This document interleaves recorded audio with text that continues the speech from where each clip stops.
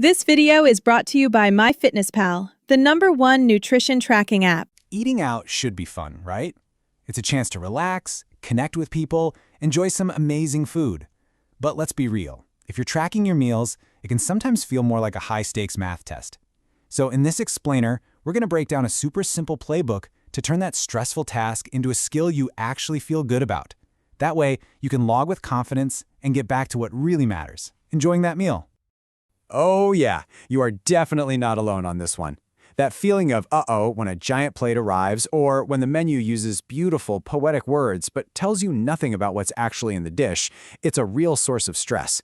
But what if we could just take that dread completely out of the equation? And this is exactly why it's so tough. The portions are usually way bigger than what we'd make at home, the menus can be incredibly vague, and then you've got all those hidden ingredients like butter, oils, and sauces sneaking in everywhere. It honestly feels like you're trying to solve a puzzle with half the pieces missing. But here's the secret. A little bit of prep work can make all the difference. So, Phase 1 is all about setting yourself up for success before you even leave the house. Think of it as the pro move that takes most of the guesswork out of the game. Okay, the single best thing you can do is a quick recon mission online. Just check out the menu ahead of time. And here's a key piece of information. If the restaurant is a chain with 20 or more locations, they are legally required to provide calorie and nutrition info. That, right there, makes your job incredibly easy. And hey, don't just take my word for it. Dietitian Catherine Basbaum says the same thing.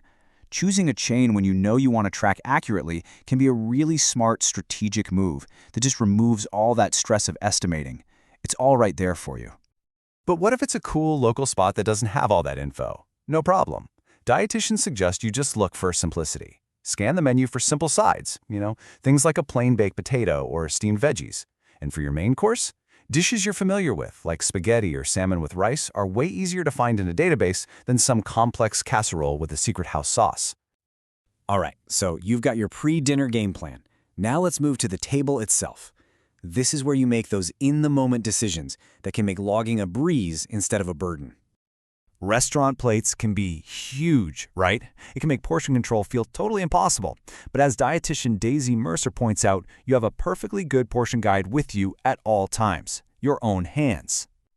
Let's break it down. For protein, we're talking chicken, fish, or steak. A single serving is roughly the size and thickness of your palm.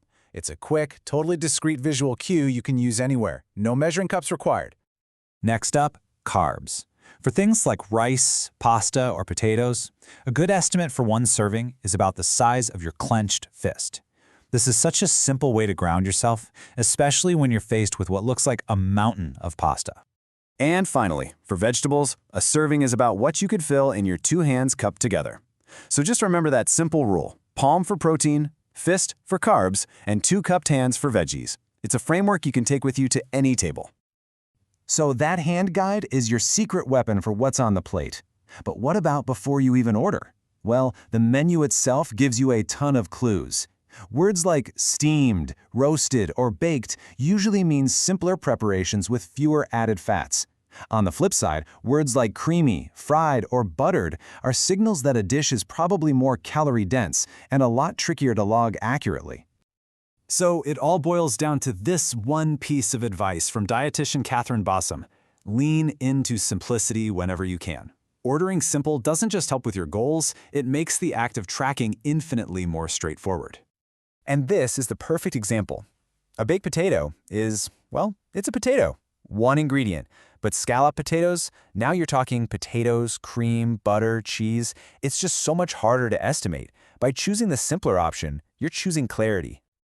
So, what about the ultimate tracking challenge? The buffet? Dietitian Denise Hernandez suggests this incredibly simple plate method. Fill half your plate with vegetables, then fill 1/4 with lean protein, and the final quarter with carbs. It's a visual guide that helps keep your meal balanced without having to measure a single thing. Of course, you don't have to do all this work on your own. Technology can be a fantastic assistant here. So let's look at a few tools that can make the whole process faster and, just easier. Inside an app like MyFitnessPal, you've got some really powerful tools. You can use Meal Scan to just snap a quick, discrete photo of your plate to log later. No fuss. The barcode scanner is an absolute lifesaver for bottled drinks or packaged sides. You can even use voice logging to capture your order in just a few seconds. And if you're a creature of habit, the Save a Meal feature is a total game changer. You log that favorite burrito bowl just once, and it's there forever. Okay, we've covered the prep, the ordering, and the tools. But this final phase, honestly, it's the most important one.